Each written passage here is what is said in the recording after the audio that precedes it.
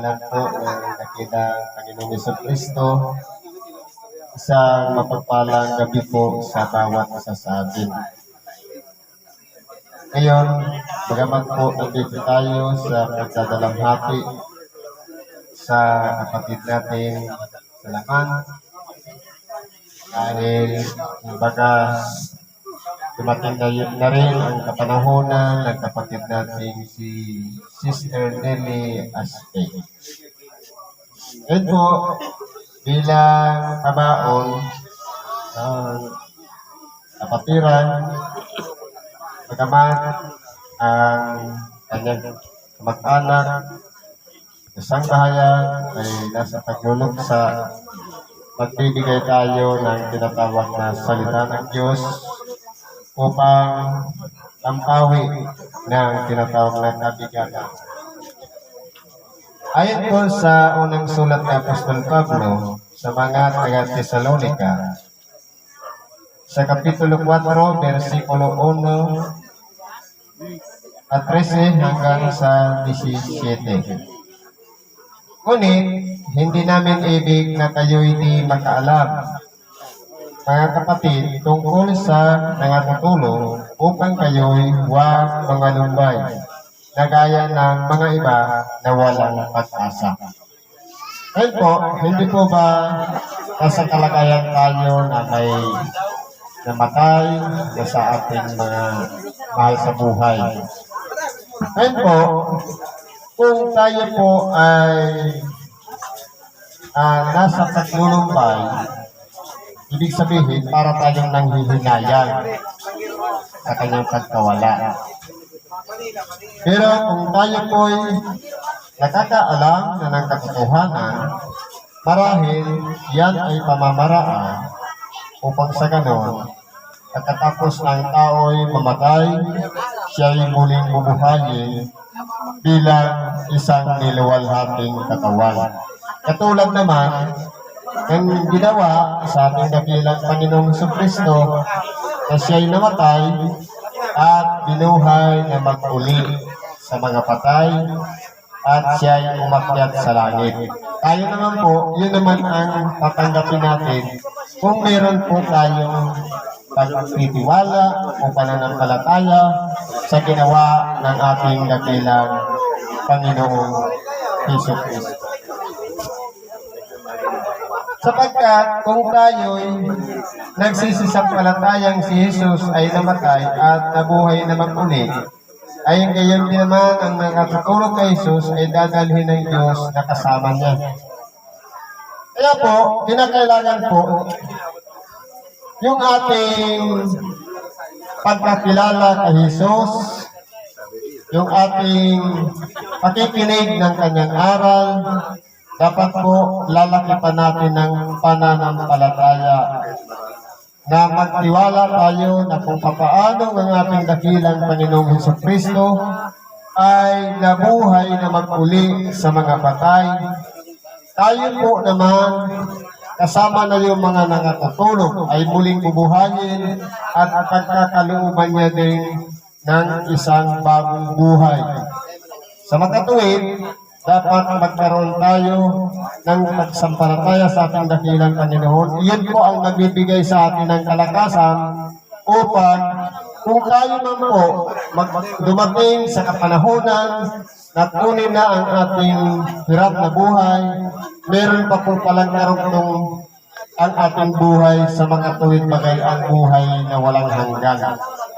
Ibig sabihin, wala po palang katapusan. Na kumbaga, tayong mga tao sa mga hindi nagkakaalam, ang alam lang natin, kapag namatay, wala na. Pero dahil sa salita ng Diyos, kung paano ang ating dakilang Panginoon ay nabuhay na mag-uli sa mga patay, yun naman sumasampalataya sa ating dakilang Panginoon, sila naman ay pagkakalooban ng buhay na walang hanggan. Sino-sino po ba nga ito?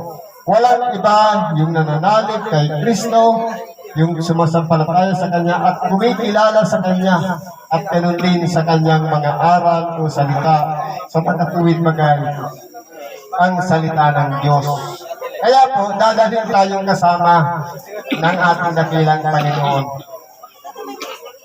Sapagkat ito'y sinasabi namin sa inyo sa salita ng Panginoon, na tayong nangabubuhay, na nangatitira hanggang sa pagparito ng Panginoon ay hindi tayo mga uuna sa anumang paraan sa nangatatulog.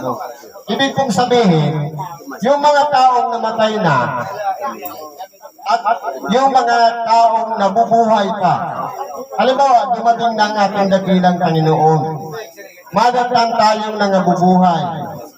Ibig sabihin, makikita ng ating mga mata ang kanyang pagbaba dito sa ibabaw ng lupa.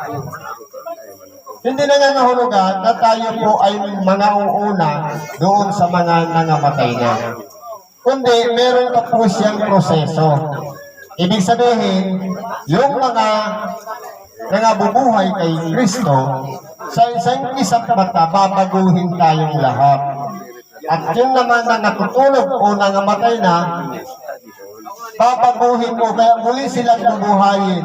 Sinasabi sa Ezekiel 37, ang mga buto mula sa mga libis, sa kapatagan man o sa mga libingan, sila po ay pag-uugpong-ugpongin at magkakaroon sila ng mga litid at babalutin ng laman at babalutin ng balat at muli silang hihingahan ng hininga ng buhay sa magkatuwing bagay kung papaano tayo pinagkalooban sa pamamagitan ng isa't mata ng panibagong katawan, ganun din naman yung mga nangatutulog na o nangamatay na kay Kristo.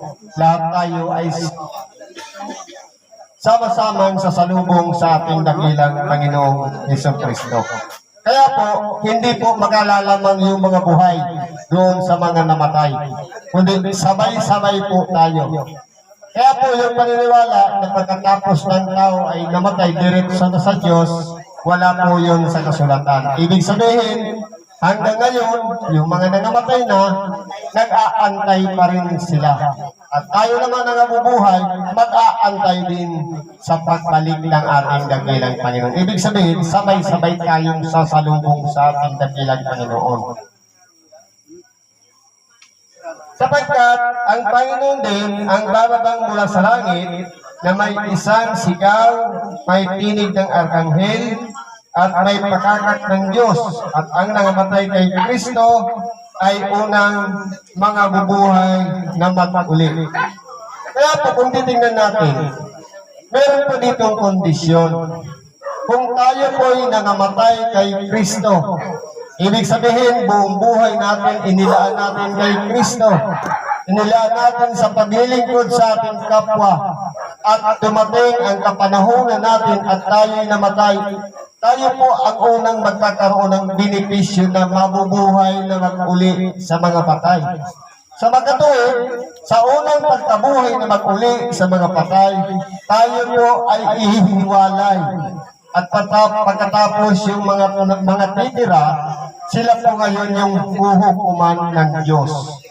Ibig sabihin, magkakaroon ng dalawang bahagi yung paghukom ng Diyos.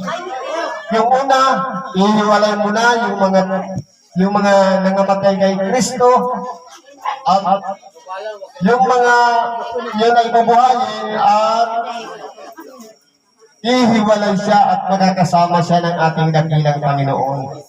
Pero po, yung mga tao na hindi nangamatay kay Kristo, nangamatay sa kanilang mga kasalanan, sa kanilang mga ginagawa, yun naman po ang hahatulan. Ano ba pong sabi dito?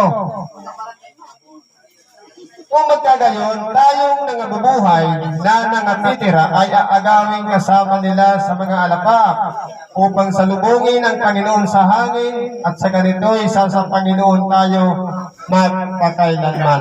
Kaya po kung titingnan natin, nakaprograma po yan.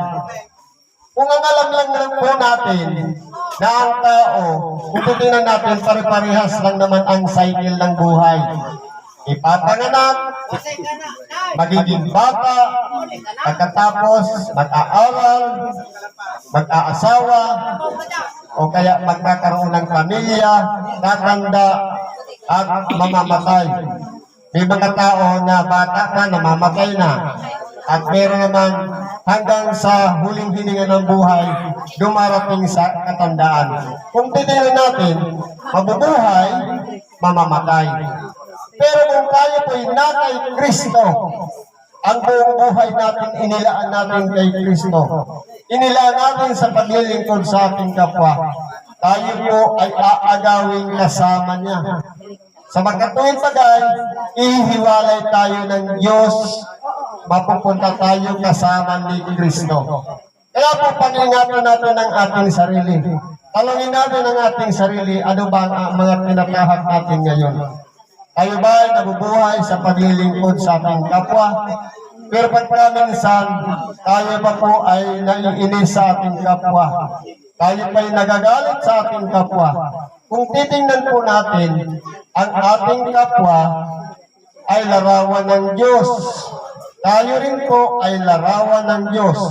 Sa makatuwid, kung anong meron tayo, kumpleto sa katawan, ganun din naman ang ating kapwa. Kaya paano natin masasabi na iniibig natin ang Diyos, iniibig natin si Kristo, kung namumuhi tayo sa ating kapwa. Kaya po ang susi diyan, walang iba, maglingkod tayo sa ating kapwa. Sa pagganap po niyan, na ipapakita na natin ang paglilingkod natin sa Diyos. Kaya po, pakaisipin natin, ano po ba ang tinatahak ating buhay ngayon? Tayo po ba ay nasa katwiran o gumagawa ng naayon sa ating nauunawaan? O kaya, tayo po ba ay nabubuhay sa kasalanan? Kaya po, nandyan ang mga kasulatan, ang mga tagapagpahayag, nagpapahayag kahit saan ipinangangaral ang Ebanghelyo. Maging sa simbahan, sa telebisyon, sa radyo, maging sa mga social media, ipinangangaral na ang Ebanghelyo sapagkat malapit na po ang katapusan. Kaya po, nasa atin po ang pagtanggap. Kung tayo man po ay nabubuhay sa laman, ang mahalaga, bago tayo malagutan ng hininga, nakapaghingi tayo ng tawan sa Diyos. Yun po yung pinakasusi upang tayo'y magtamo ng buhay na walang hanggan. Kaya po, dalawa lang po ang patutunguhan ng tao. Buhay na walang hanggan, doon sa paghihirap sa dagat-dagatang apoy, o buhay na walang hanggan, doon sa piling ng ating dakilang Panginoong Jesucristo. Salamat po at isang magandang gabi sa ating lahat at pagpalain tayo ng Diyos.